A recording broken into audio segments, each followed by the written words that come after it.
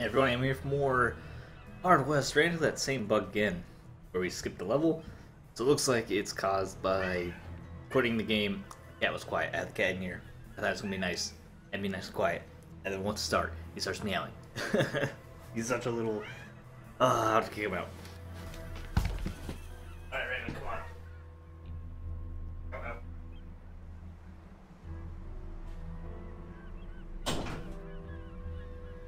Okay.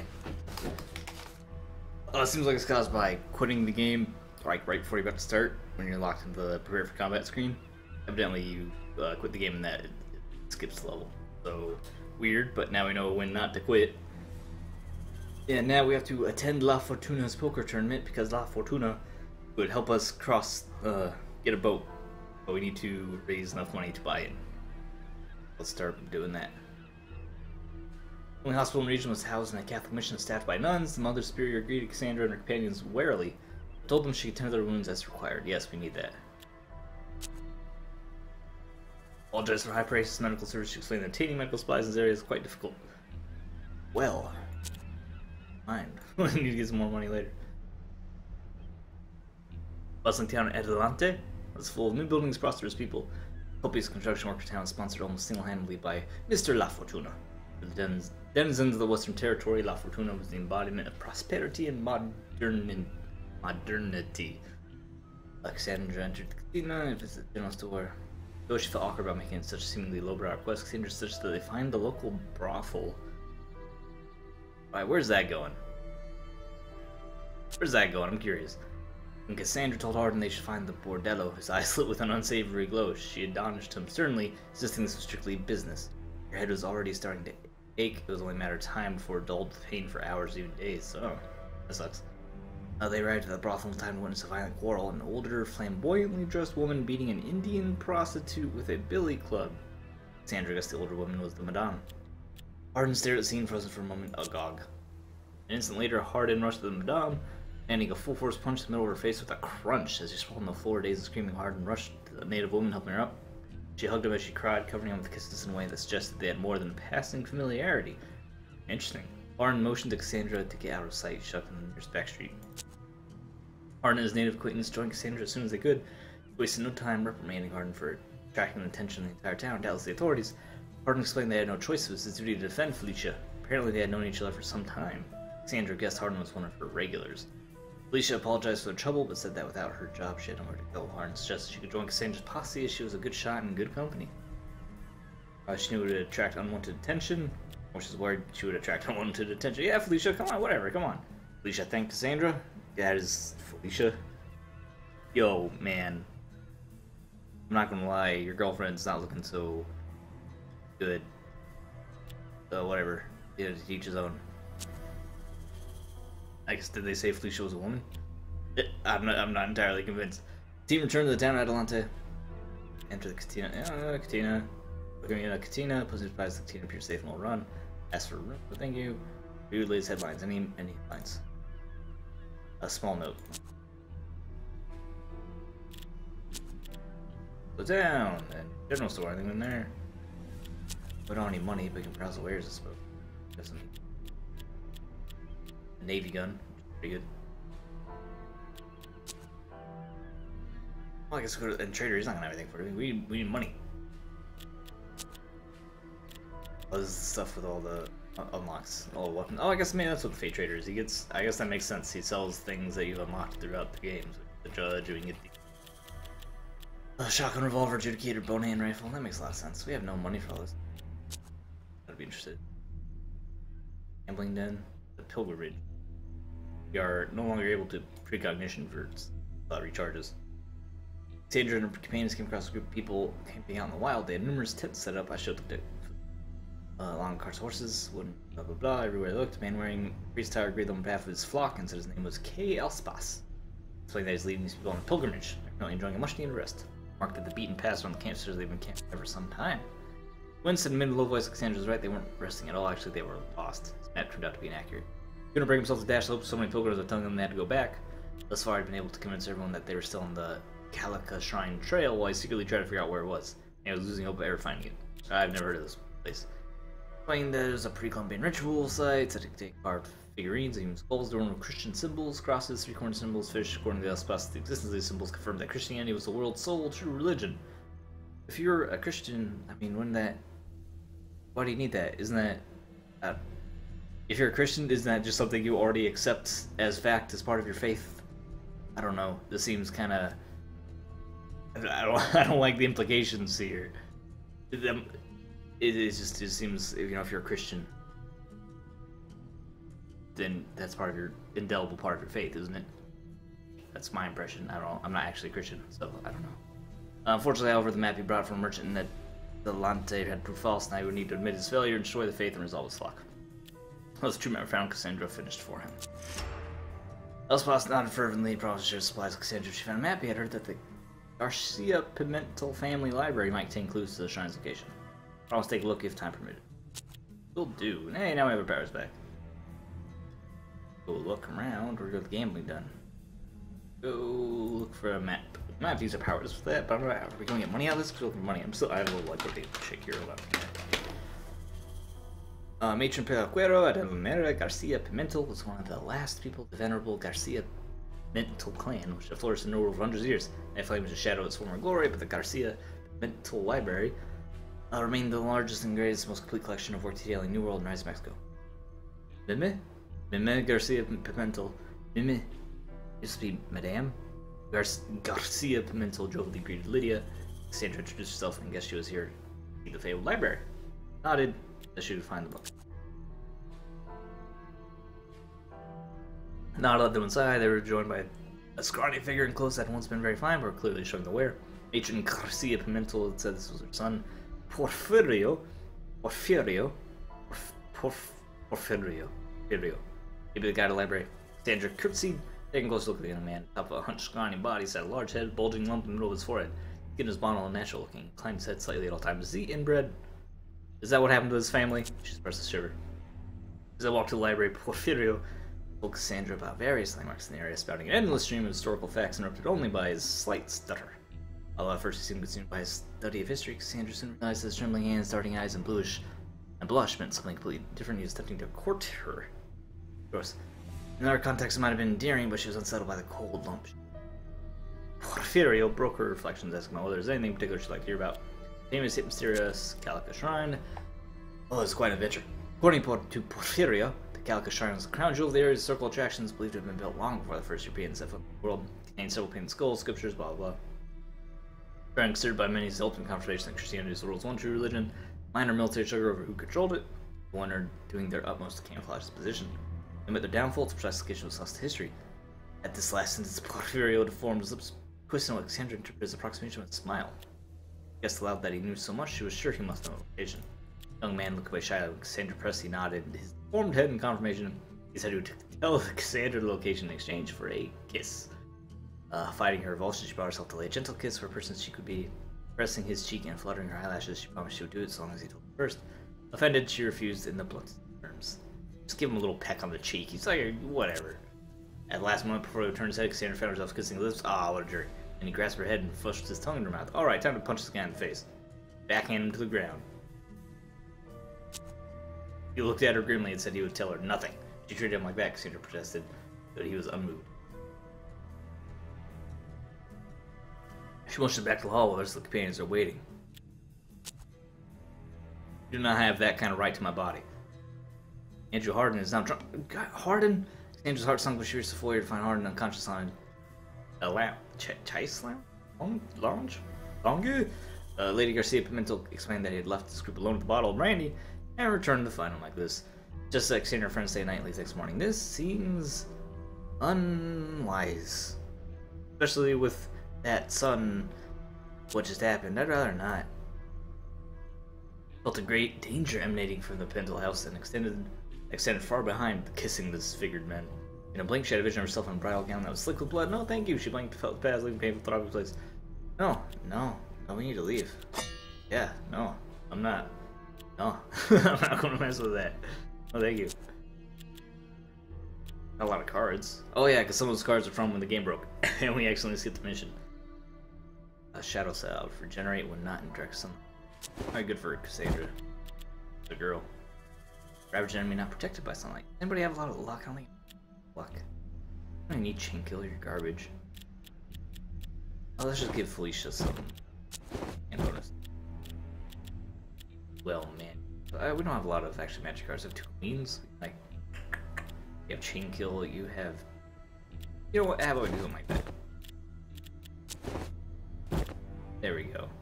Then you have regeneration because he has a lot of health, but he has aggression. What's going on with Felicia? He's kind of a feminine. This is a very masculine looking face, but I don't know. No, it doesn't matter. None of my business. Oh, that was an interesting house. Yeah, we didn't find the map, and then I really don't want to hang around there. Let's go to the army fort. He arrived at the Mexican army stronghold, Western Territory. Training was challenging, progress has been slow. They're grateful of respite. Gordon offered to buddy up to the grunts. He said he'd see what they knew, maybe win some of their money. That sounds good, yeah. Okay. Commander Alberto J. Barbola Baluco greeted Cassandra gallantly and offered refreshments. He excused his humble surroundings, explaining that order was maintained in this region by the private militias of wealthy industrialists, such as La Fortuna. Consequently, the Mexican military only had a minor presence. Cassandra asked if possible for someone like La Fortuna to blockade his competitors' assets. Rumbling noises and jeering voices from outside got the commander's attention. Oh, guys, that Hardin! He got up from his desk and looked at the window. Cassandra joining him. Hardin was quarreling with a soldier. The commander excused himself, leaving Cassandra in the room alone. Search his files. Oh no, we don't need to look at our own stuff. Didn't find anything. Small keys to unlock the commander's drawers, along with a collection of letters, a standard issue gun, and some ammunition. She found one truly interesting item: a army rec form. Almost certainly prove useful in the future. No one would miss it here. Alright, that's okay. Guess I don't. Cassandra could hear the commander steps the corridor. She hastily closed everything and looked back in her seat. The commander walked in visibly upset, explained Hardin and got in trouble playing dice, but that he would overlook it, as his soldiers shouldn't have engaged in gambling in the first place. Billy said Cassandra and her crew should leave. Alright, bye. Hardin, stop getting beat up. Hardin's bruised countenance told the tale of his gambling adventure with his soldiers. As they left, he told her they had won some money. More importantly, he'd acquired a pair of loaded dice. Cassandra's skilled hands, any dice game would be less of a gamble. Well, that's good because there's a gambling den right here, so yeah, oh, we have our powers back. Yeah, let's go like win some money at the gambling den.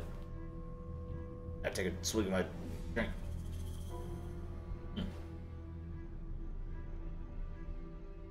Venue set up at cliffside.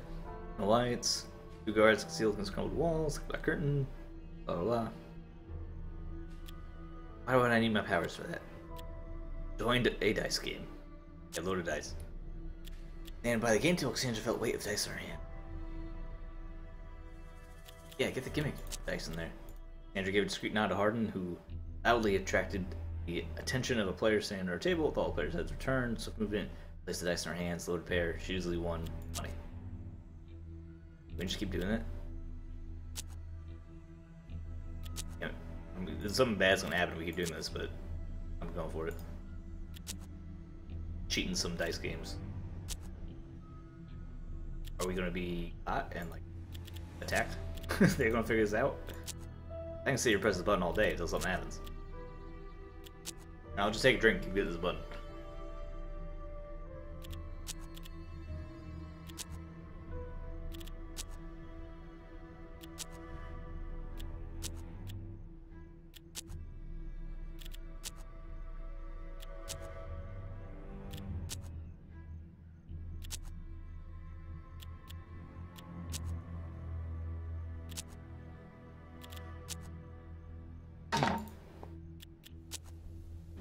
Delicious.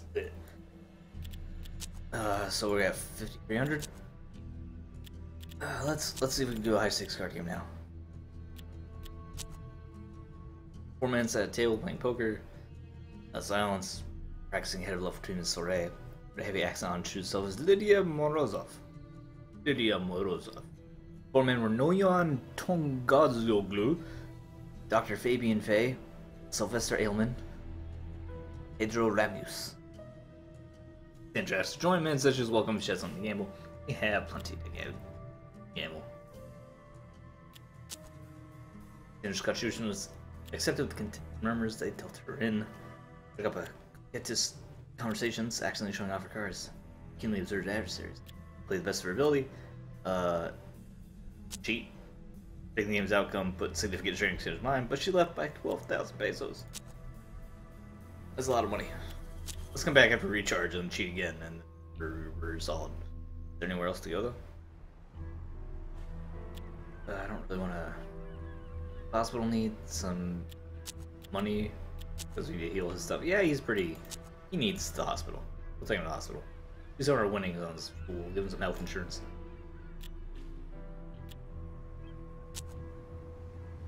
Harden, please. There we go. Everything went well. Good, because Harden's a fool. Do I need to still... Go back to the gambling den. We'll see what's up. I don't have to cheat every time. We can only join a dice game now. Do I just have to... Alright, let's just use hotkeys. This doesn't seem right. Do I just have to do this until it's over? I have 25,000? Dude, so I must have done something wrong with something. I have the military requisition. Maybe I can do something like that. I should go around to the other areas. I don't want to win 5,000. Like, just win 7,000 more dollars, 300, 500 at a time. Anything at the pilgrimage we can help with? Nope, we can't go to the house. Adelante, do you have anything for me? Tina, do you have anything on her room? See if there's anything we can get out of her room. Oh, okay, her power's back. Right. General store, we don't care. Again, some more guns. Great. Upon leaving, Cassandra had an unnerving, well too familiar feeling, a powerful premonition that made her head ache for days on end. Sure, let's just do it. Always Penny Division took shape. Cassandra saw a stagecoach of luggage against a gorgeous mountain backdrop. Vultures crashed with the air. She looked up and saw several haggard birds circling overhead. As premonition faded, she looked around for landmarks. She's positive she could pinpoint the location of the vulture's feet. So there's an abandoned stagecoach. Crashed stagecoach. Following the directions, the party soon arrived at the location of a stagecoach crash. The putrid smell of decay indicated the accident took place several days ago. Vultures feasted on the passengers. One of the birds looked up from its feast. Okay, you have to be careful. Vultures will projectile vomit on you as a form of defense. It's disgusting. You have to be careful. Harden began rummaging through the pockets of the dead, whistling casually as though he were picking daisies. Cassandra, finding nothing of interest, was begging to regret coming when she spotted a thin leather suitcase. Opening the case, she discovered a document written in dark blue ink on thick paper adorned with official stamps and seals that appeared to a silver mine in the Rockies. Pocketed it while their companions went through the spoils. No, I can't come back. Apparently, we should have taken a nap again before we. What's to do with all that stuff? Is it worth money? Can I sell it, or is there like a place I need to find to take advantage of it? Now we go back to Adelante. We can sell it to the general store. Go to the general store. Have anything I can sell? We have an extra Remy Borgen mile. Remy Borgen rifle. Some liquor. Not good enough. And that was rifle. Hey, you need another gun. There you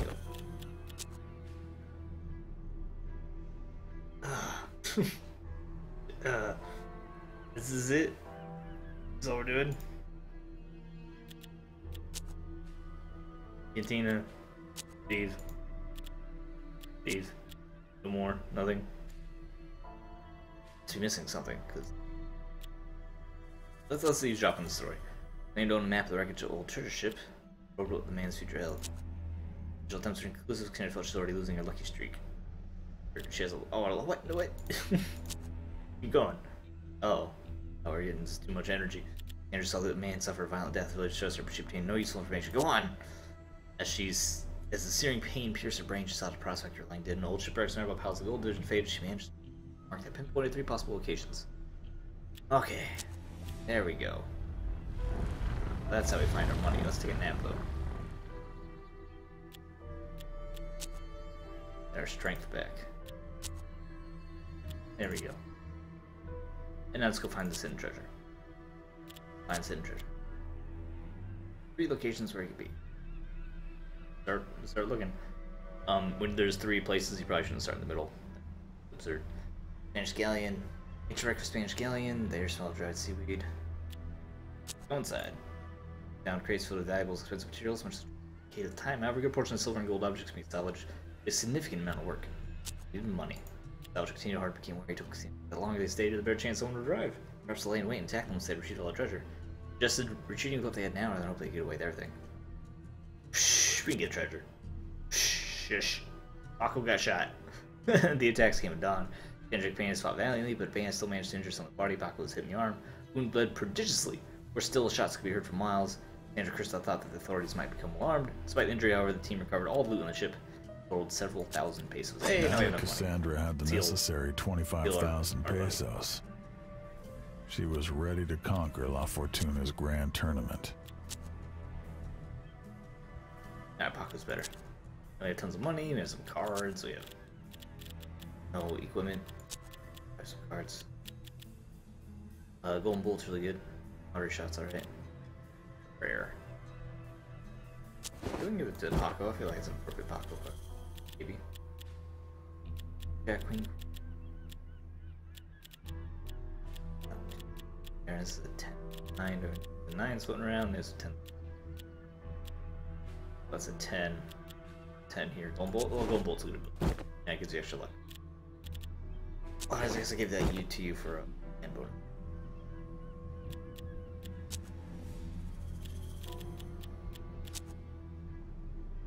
Where's our reception hall?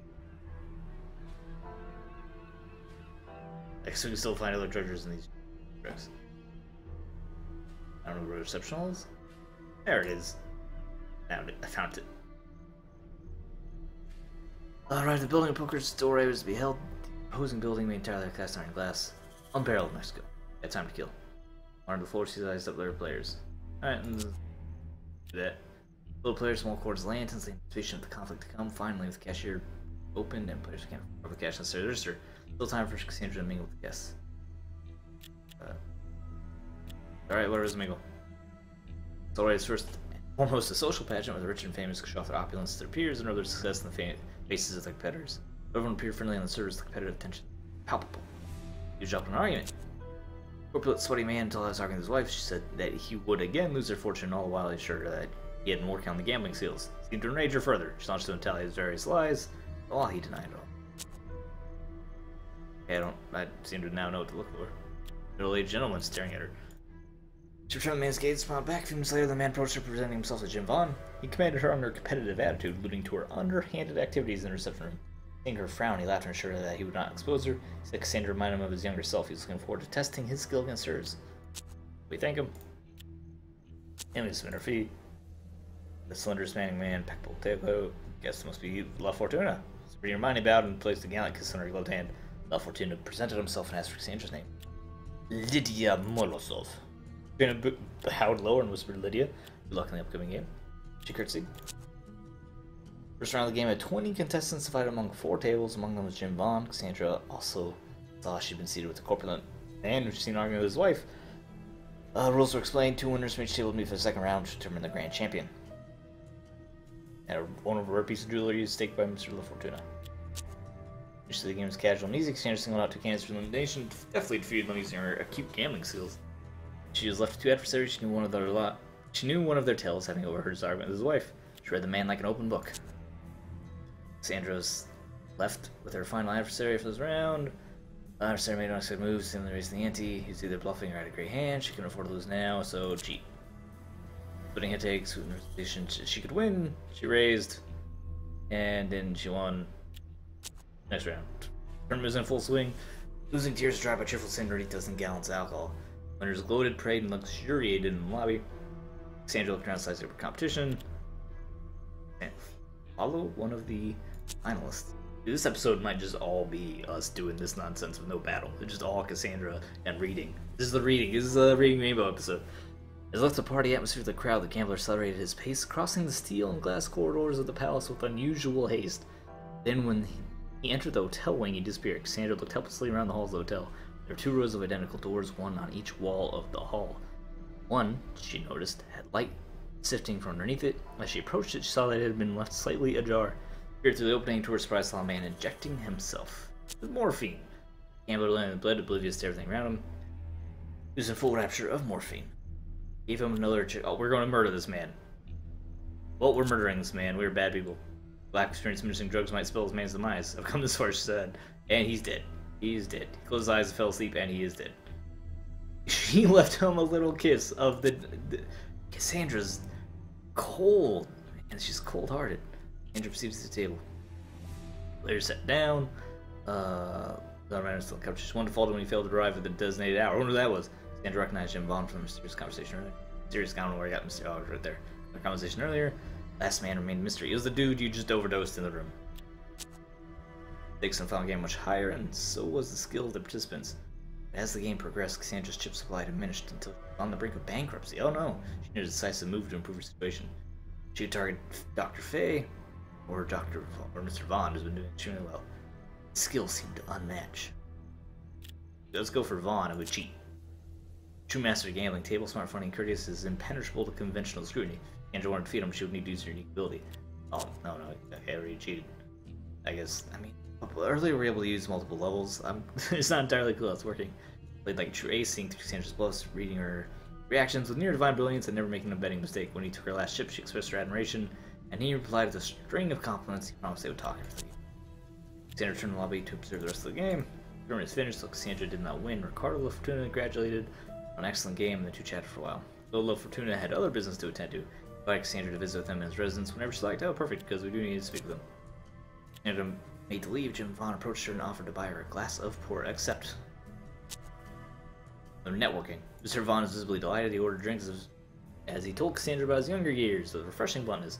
He ran away from a young age, wandered the West, found trouble, became a gambler and a duelist, played against a powerful man, took a fortune from him, the man was furious, and exiled him, and he went to Mexico. He's been miserable ever since. So when he heard about the tournament, he decided he didn't care anymore. It's a risk to play again. Who else is his life? What else was life for? What all I had to do with her? Looked at her wistfully, told her that he saw his younger self, Cassandra. She had inspired him to take his guns off the hook and go looking for trouble again. There's one person who loved to ride with. It was her. Oh, perfect. Yeah, come on board. Who do we want to get rid of? Paco is kind of trash, honestly. Okay, but Felix, Alicia's kind of unproven. Paco was real bad. Let's get rid of Paco. Sorry, Paco. I'll miss your fat face, but man, you were very good. Visit Ricardo La Fortuna in residence. Try to go buy guns. Get lots of guns. AM-55 has much better. He has like proper. Oh, look at that gun. A mammoth rifle. Ridiculous. I like it. Get his.